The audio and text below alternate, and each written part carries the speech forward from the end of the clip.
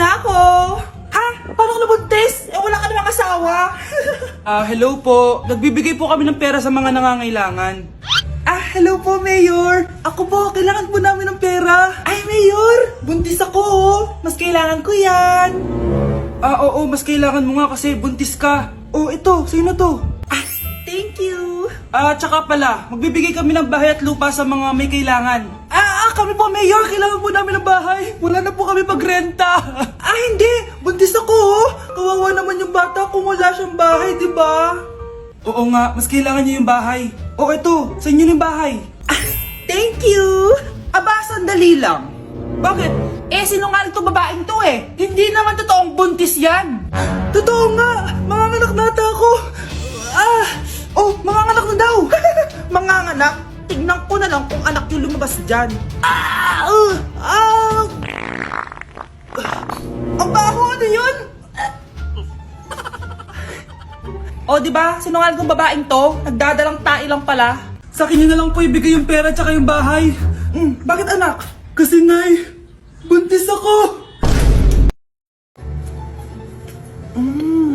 Nay, gutom na ako. Gusto mo na ito? Nakain ko na. Ito, pagkain para sa'yo. Pagpasensyahan mo ng nanay mo, Salamat po. Sana ikaw na lang naging nanay ko. Hoy anak, pumasok ka nga dito. Sige na. A few moments later. Nay, hindi ko yung tunay kong nanay. Ha? Ano ba nagsasabi mo? Bakit hindi nakalagay dito yung pangalan mo? Sinungaling ang papel na yan. Alam mo nga ako yung tunay mong nanay. Itapon mo na nga yan. Sabihin mo na sa kanya yung totoo. Anong totoo? Na ako, ang tunay mong nanay. Ikaw yung tunay ko nanay. Nagpapatawa ka ba?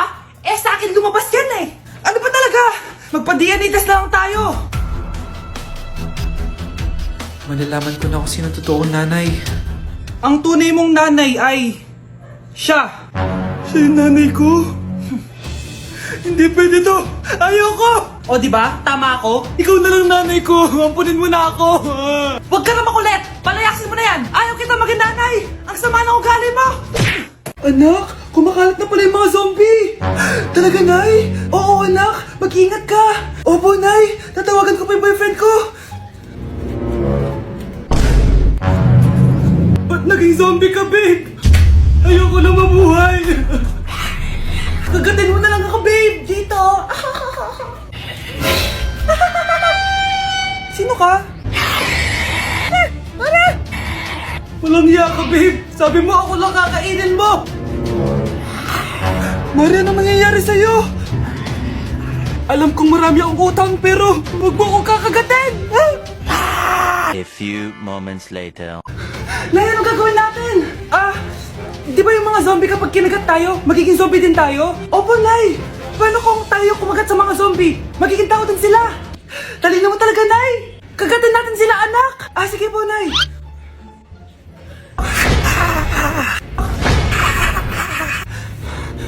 Mare, tao ka na ulit. Pinagsasabi mo, bayaran mo utang mo sa akin. Babe, walang hiya ka, maloloko. Ha? Bakit, babe? Huwag ka na magsalita. Break na tayo. Ang bago nating top 1 ay si Samantha. Ang galing mo, Samantha. Naku, basic lang yan. Paano nangyari yun? Pasado kayong lahat, pero may isang bagsak. Si Scarlett, halatang favorite mo si Samantha. Pares lang kami ng average. Paano ako bumagsak? Di ba sinasagot mo ako? Di bagsak ka ngayon? Umanda ka sa akin. A few moments later. Class, mag-behave kayo. Nandito yung principal natin. Magandang umaga, class. Kamusta yung bago nating teacher? Gusto ko pong i-report yung teacher na yan dahil may favoritism po yan. Favoritism? Sinungaling ka, Scarlett! Mabait sa amin si ma'am! Opo ma'am! Mabait po ako sa kanila! Pantay-pantay lang po yung tingin ko sa kanila! Huwag mo na pagtakpan nanay mo, Samantha! Hala, OMG, magnanay sila. Ma'am principal, pagpasensyahan niyo na siya. Baka di niya alam yung sinasabi niya. Meron ako ebidensya dito na nagpapatunay na binigyan ng sagot ni ma'am si Samantha. At tinawag ng nanay si ma'am. Bawal to sa school natin Kayong dalawa, mag-usap tayo sa principal's office. Ma'am, magpapaliwanag po ako. Ang bago nating top 1 ay si Scarlett. Yes, Scarlett, deserve mo yan. Marami pong salamat, Ma'am Principal. Alam mo, buti na lang hindi mo na teacher yung nanay mo.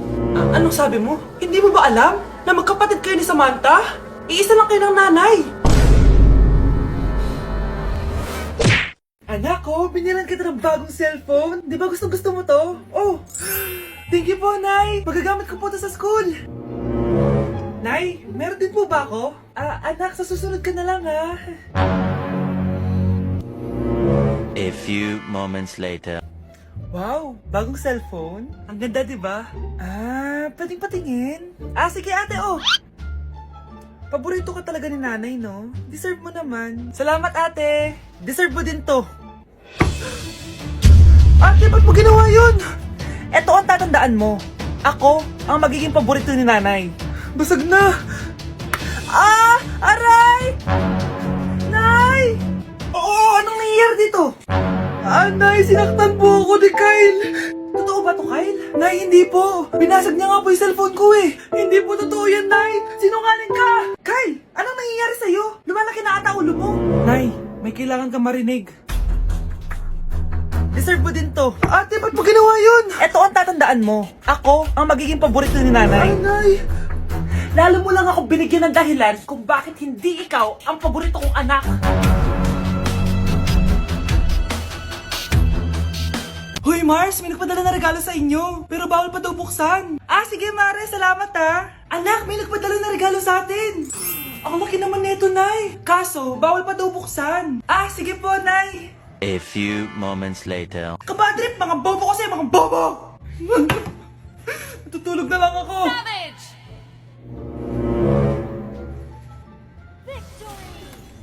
Yes, panalo. May tao dito.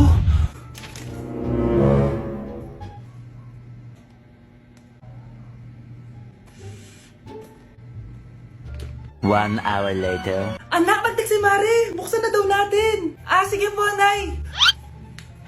Bubuksan ko na. 1, 2, 3. Surprise! Sakit Ay, sorry. Han, I miss you. Han. Managinip lang. Hoy, saan mo dadalhin yan? Itatapon ko na po, Nay. Wag! Akin na yan! Asan na yun? Bakit basura naman neto? Nandito tatay mo, diba? Nung pinagsasabi niya, Nay, nasa ibang bansa si tatay. Hindi bata! Nay, malapit niyo na po ako makita sa TV. Talaga, anak? Magiging artista ka na? Opo, Nay. Abangan niyo po ako, ha? Sige, anak. Nakaka-excite naman. A few moments later. Nay, alis na po ako. Anak, saan ka pupunta? Eto na po, Nay. Makikita niyo na po ako sa TV. Talaga? Go, anak. Proud na proud ako sa'yo. Sige po, Nay. 1 hour later. Mare, yung anak mo, nasa TV. Yung anak ko nasa TV. Hindi na ako magtataka kasi pang-artistahin talaga kami. Panoorin mo, Mare. Sige, Mare. Tara. Mapapanood ko na anak ko sa TV. Nagbabalik ang 24 Patrol. Niraid ang isang binata dahil di umano gumagamit siya ng ipinagbabawal na droga. Ano yan? Sumuko ka na, pulis to! Pulis! Tama na yan! Bigyan mo sa akin yan! Ayoko! Tarantado ka talaga, anak! Makakausap natin ang suspect. Heto siya. Sir, bakit ka gumagamit ng droga? Ayoko! Magsalita ka! Live tayo sa TV ngayon! TV? Hi, Nay! Nasa TV na ako! Alam kong proud na proud ka sa akin! Mare, anong nangyari sa anak mo? Ako si Superman! Ililigtas ko ang mundo!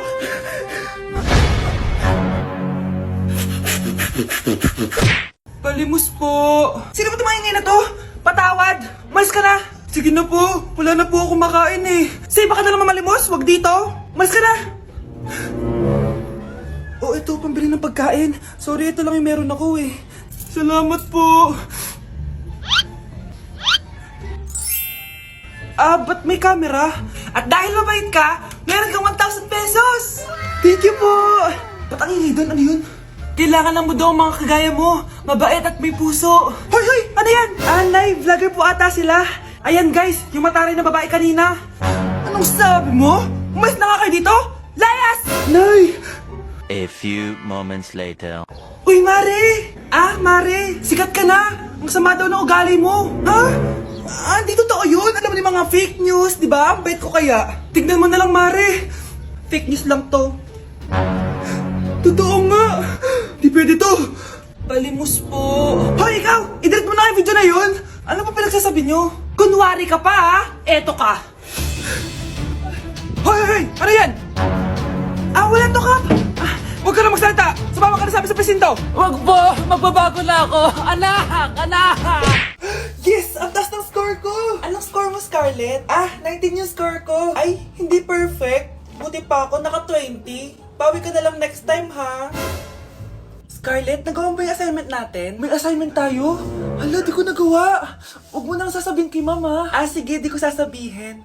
Ma'am, may assignment po pala tayo. Ay, oo nga pala, may assignment tayo, class. Ang hindi gumawa ng assignment, bagsak sa akin, ha? Bida-bida talaga tong si Samantha. Okay, class, sinong iboboto niyong president? I nominate Scarlett, ma'am. Ako? Di ako papayag. Dapat ako yung maging president. Go, Scarlett, kaya mo yan. I nominate myself because I believe na mas responsible ako. I believe na hindi ako nangungupit ng class funds. Iboto niyo ako dahil matataas ang mga scores ko. Iboto niyo ako dahil hindi ako nangungopya para lang tumaas ang score. Ako ba pinaparinggan mo? Mukhang may natamaan ata. Congrats, Scarlett. Deserve mo maging president. Gagawin ko yung best ko. Good morning, class. Hindi na papasok si Samantha. Ha? Anong nangyari? Ang balita ko, nag-drop na siya dahil sa sobrang pressure sa nanay niya. Palagi siya pinapagalitan kapag hindi perfect yung score niya. Nagalit din yung nanay niya nung hindi siya nanalo ng president. Kaya, na-depress talaga siya. Kawawa naman pala siya. Okay, class. Accepted sa exam ang may pinakamagandang spoken poetry. Ma'am, I volunteer! Wow! Okay, Scarlett. Esophagus! Habang tayo'y kumakain sa pagkainan, hindi mawawala ang esophagus. Mananatili yan panghabang buhay. Dadaloy yan sa iyong sinapupunan. And I thank you. Magaling! Sinong gustong lumaban kay Scarlett? Ah, ma'am, lalaban po ako. Okay, class, may lalaban pala kay Scarlett. Si Samantha. Pantog! Kapag tayo'y umiihi, syempre, kailangan hindi mo mapigilan ang iyong ihi, syempre, para iwas bato, para iwas sakit, syempre, may point siya. Kaya kung ayaw mo yun, umihi ka na umihi, para yung pantog mo, hindi magkaaberya lang ganun. And I thank you. Okay, class, parehas silang magaling. Kaso, isa lang ang mananalo. Sana ako yung manalo para perfect na ako sa exam. Sigurado namang ako yung mananalo dyan. Galing ko kaya. Ang nanalo ay si...